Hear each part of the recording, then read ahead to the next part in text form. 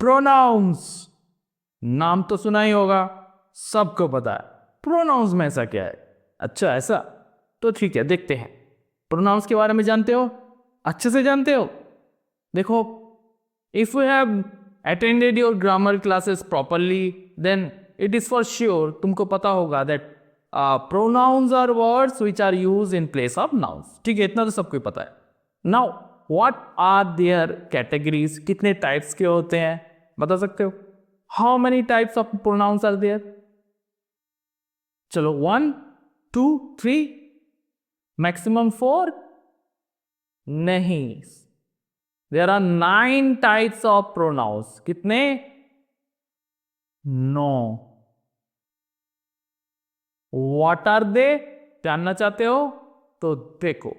So here are the 9 types.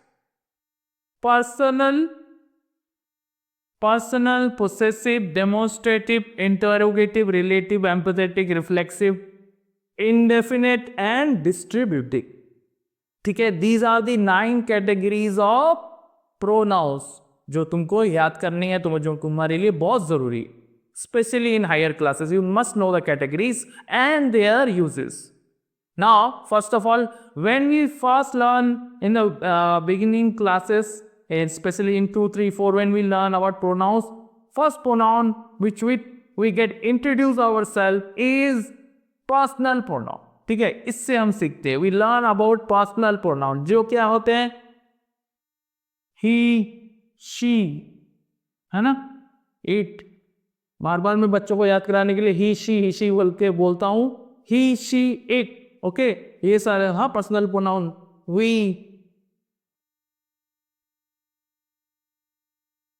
They, okay, you. So these are the categories of personal pronoun, ये तो सबको पता है। चलो आगे चलते हैं। पोसेसिव, पोसेसिव आ गया तुम्हारा, which shows possession, I own it, something जो तुमको बिलोंग करती है, बिलोंग्स टू। हाँ, लाइक माइन, योर्स, ठीक है, देयर्स, हर्स, ठीक है, his. These are the word which are called possessive pronoun. Okay, so possession. Next, demonstrative pronoun. ये डेमोन्स्ट्रेटिव प्रोनाउन भी हम बहुत जल्दी, मतलब बिगिनिंग क्लासों में सीखते हैं, प्राइमरी लेवल पे। दैट इज दैट, दीज, है ना, ये दीज डेमोन्स्ट्रेट करते हैं, जो दर्शाते हैं। दिस बॉय, हाँ, दोज थिंग्स। ओके, तो दोज, दीज, दैट, ये जो हम बिगिनिंग में सीखते हैं, these are called demonstrative because they show something. Okay, they point out at something. Later on, interrogative. तो ये पहले 4 तो बहुत बेसिक्स हैं, तुमको पता चल ही रहा होगा। वाई, WH वर्ड वाले जितने भी हैं तुम्हारे, who, where. Okay, these are interrogative which are used to form questions. Later on become relative pronoun. यहां से आप लोगों को थोड़ा सा कंफ्यूजन होगा। रिलेटिव प्रोनाउन क्या है? रिलेटिव इज तुम्हारा आ गया who और that, most common relative pronoun. ना तुम बोलोगे सर ये यहाँ पे भी हुआ है, यहाँ पे भी हुआ है, तो फिर क्या डिफरेंस है? Difference is the use, how we use the word in a sentence. See, the girl who is standing at the corner, the girl who is standing at the corner is my sister. The girl who is standing at the corner, the girl, देखो the girl को, जो the girl है, it is been added to is standing. Now who is standing, how it is relating the word the girl who is standing with। ठीक है, तो relative pronoun, that's why it is called relative pronoun। who और what, that, ये इसी काम में आते हैं। Therefore after comes empathetic and reflexive words like myself, yourself, हाँ, himself. तो दोनों reflexive and empathic and reflexive दोनों में ही यही वर्ड्स है, दोनों ही सेम है, myself, yourself, himself. तो डिफरेंस क्या है? Reflexive and empathetic pronoun both uses same kind of pronoun, myself, yourself. यहाँ पे भी कंफ्यूजन क्रिएट होता है. What is the confusion? See, अभी डिफरेंस कैसे करेंगे? Myself is also empathic का नाम pronoun, it is also reflexive pronoun. ना डिफरेंस इज, जो मैंने तुम्हें पहले बताया, difference is in the use. For example देखो, I myself baked the cake, ये हो गया तुम्हारा empathetic pronoun.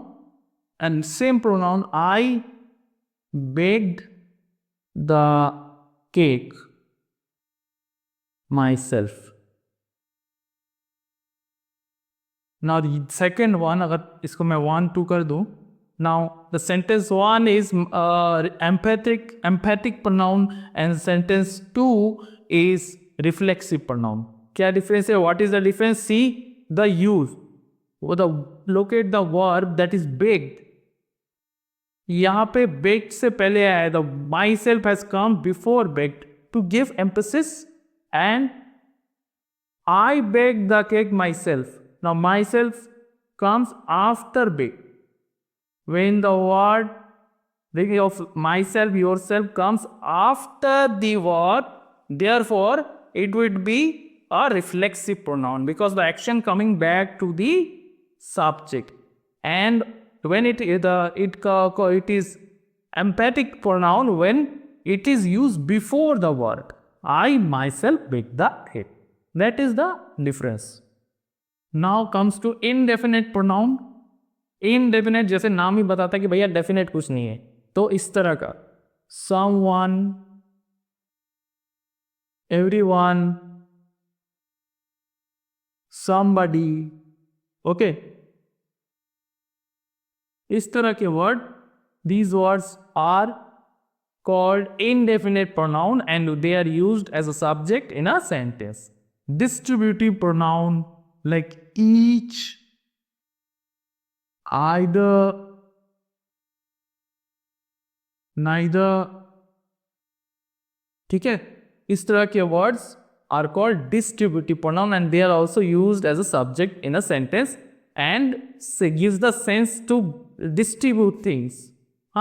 Each of the boy in the class were called in the principal office. तो distributive pronoun एक चीजों को बांटने का सेंस देता है, and indefinite as the name suggesting, not sure, someone, somebody, everybody, okay, like that. तो these are the 9 categories I have tried to explain. इन सबको अगर डिटेल में समझना हो तो इस पे एक एक चैप्टर्स बनाए जा सकते हैं, ठीक है. तो I will try to make on elaborate chapters, elaborate explanation on each of the following topics. So जितना अगर तुम्हें समझ में आया, घर में जाके अपना बुक भी देखना, go through the topic. अगर सारे नहीं, तुम में पहले 5 टॉपिक तो तुम सबके पास होंगे, okay. All of the books, majority of the time they have 5 pronouns given and here I have taught you 9. So these are the ultimate 9 pronouns which English grammar has.